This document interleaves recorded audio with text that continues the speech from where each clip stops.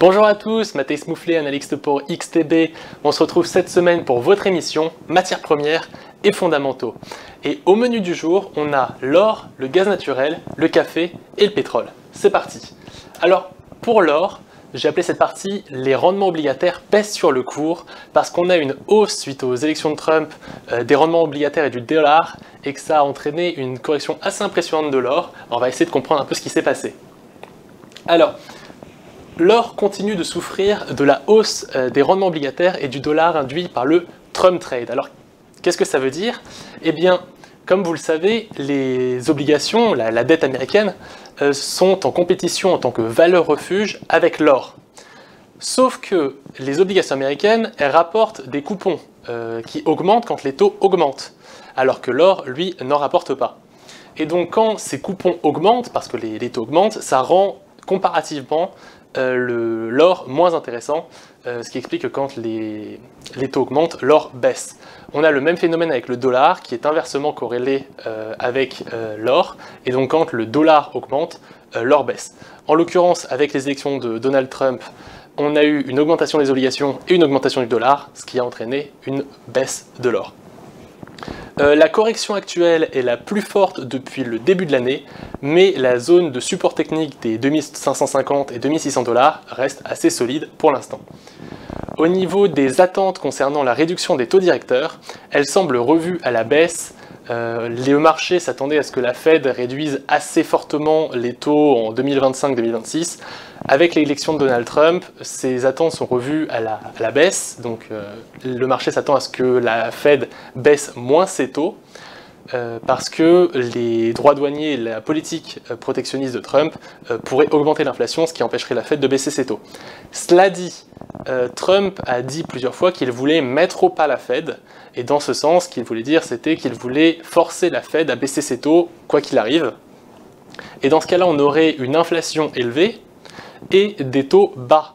Or, comme je le disais, les taux bas, c'est favorable à l'or, et une inflation élevée, c'est aussi favorable à l'or, parce qu'on achète de l'or pour contrer l'inflation.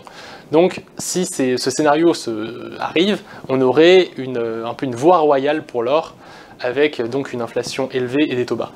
Au niveau des flux sur les ETF, ils indiquent plutôt que les investisseurs se dirigent vers les crypto-monnaies. On a eu un très grand bull run cette semaine sur Bitcoin, sur Ethereum et sur le Dogecoin.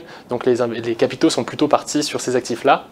Et au niveau de la saisonnalité, elle suggère que le mois de novembre est généralement celui où une correction a lieu avant d'entamer un mois de décembre et de janvier qui sont plutôt bons. Donc c'est ce qu'on voit sur ce graphique où vous voyez en vert la saisonnalité donc, de cette année et en pointillé les saisonnalités à 5, 10 ans et à très long terme. Et donc on voit qu'on a des saisonnalités qui montrent une baisse à 10 ans, à 5 ans et à long terme au mois de novembre, avant de repartir à la hausse en décembre, c'est ce qu'on voit ici avec la saisonnalité à très long terme, et en janvier on monte aussi à très long terme, donc on pourra avoir des meilleurs mois de décembre et de janvier que ce qu'on a eu en novembre.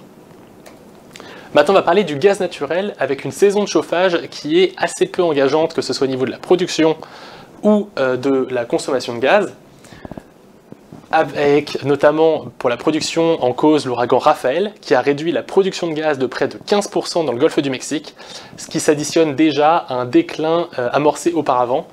Donc cette production est maintenant sous les 100 milliards de pieds cubes. Cette production, on la voit sur ce graphique ici. Donc en vert, vous avez la production de cette année, et en gris, vous avez la production maximum et minimum des 5 dernières années, avec en noir, on pointe ici, la moyenne. Et donc on était sur une production tout au long de l'année qui était quasiment égale à la production maximale des 5 dernières années, et on est subitement descendu quasiment à la moyenne de production de l'année, donc notamment à cause de cet ouragan Rafael. Maintenant, au niveau de la consommation, elle était aussi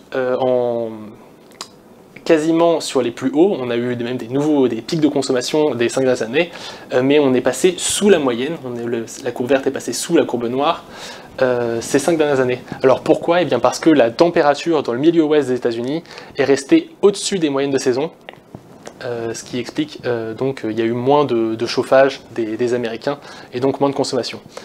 Cela dit, des prévisions à plus long terme indiquent qu'une vague de froid se déplace de l'ouest vers l'est des États-Unis et donc pourrait relancer un peu cette consommation de gaz. Au niveau de la saisonnalité, elle suggère que les inventaires, actuellement situés à 69 milliards de pieds cubes, pourraient diminuer durant les prochaines semaines à l'approche de la saison de chauffage. Si on regarde un peu la saisonnalité des prix pour le gaz naturel, les saisonnalités à 5 et 10 ans indiquent qu'une correction devrait intervenir dans les prochains jours. C'est ce qu'on voit ici. Donc vous connaissez le graphique, hein, la saisonnalité à 5-10 ans et à long terme. Et donc on voit une saisonnalité à 5 ans très fortement en baisse vers la fin de l'année. Pareil pour 10 ans, en noir ici. Par contre, la saisonnalité à long terme, elle indique une légère progression jusqu'à la fin de l'année. Maintenant, on va parler du café avec des incertitudes sur les récoltes au Vietnam et au Brésil. Et notamment avec des stocks qui sont extrêmement faibles, donc c'est assez explosif.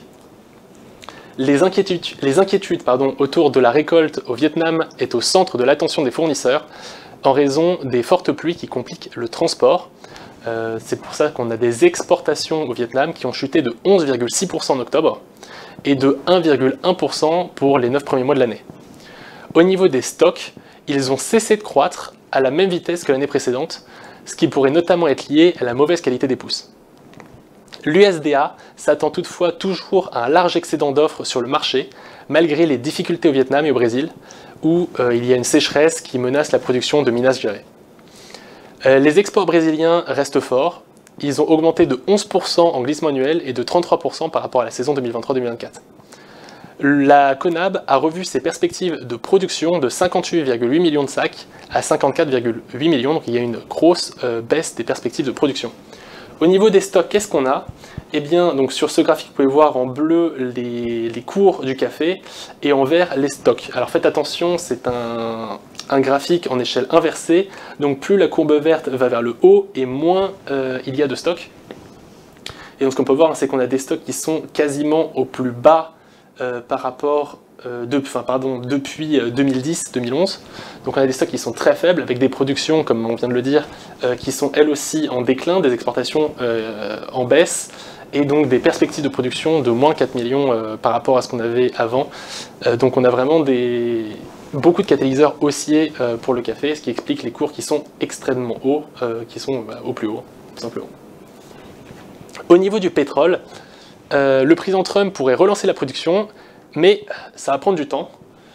C'est pour ça que on a un pétrole qui a baissé, parce que le marché s'attend quand même à une hausse de la production, mais on n'a pas eu de chute excessive du pétrole non plus. Donc il y a une pression vendeuse qui est liée au Trump Trade, avec des anticipations de politiques favorables à l'augmentation des investissements dans la production de pétrole et de gaz aux États-Unis. On se souvient toujours de Trump qui dit « drill baby drill » quand il parle d'augmenter le nombre de forages de pétrole, et notamment de pétrole de schiste aux États-Unis.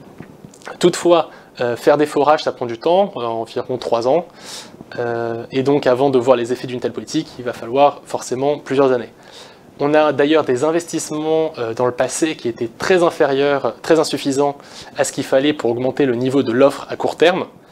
Donc on a toujours une demande qui est plus faible par rapport à l'offre. Le contraire, une offre qui est supérieure à la demande, excusez-moi. Les inventaires restent faibles, notamment en raison d'une baisse de la production liée à l'ouragan Raphaël, toujours, qui s'estime à 0,5 million de barils. On a aussi une légère reprise du crack spread, ce qui peut signifier que les baisses de prix pourraient être limitées. Alors on rappelle, hein, le crack spread, c'est l'écart entre les prix du pétrole brut et celui des produits pétroliers finis qui en sont extraits.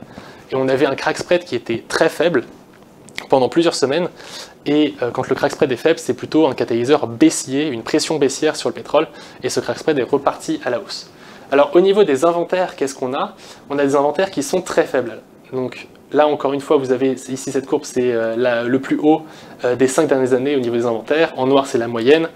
En gris, ici en pointillé, c'est le plus faible des 5 dernières années. Et en vert, c'est cette année. Donc on a des stocks, des inventaires de pétrole qui sont au plus faible des 5 dernières années, ce qui est plutôt un catalyseur haussier pour le pétrole. C'est tout pour moi. J'espère que vous avez appris des choses. Si c'est le cas, n'hésitez pas à liker la vidéo, à vous abonner et à partager la vidéo. Si vous avez des questions, n'hésitez pas à les poser en commentaire. Et vous retrouverez la semaine prochaine Maxime Ratura pour votre émission Matières premières et fondamentaux. C'était Matthijs Mouflet pour XTB.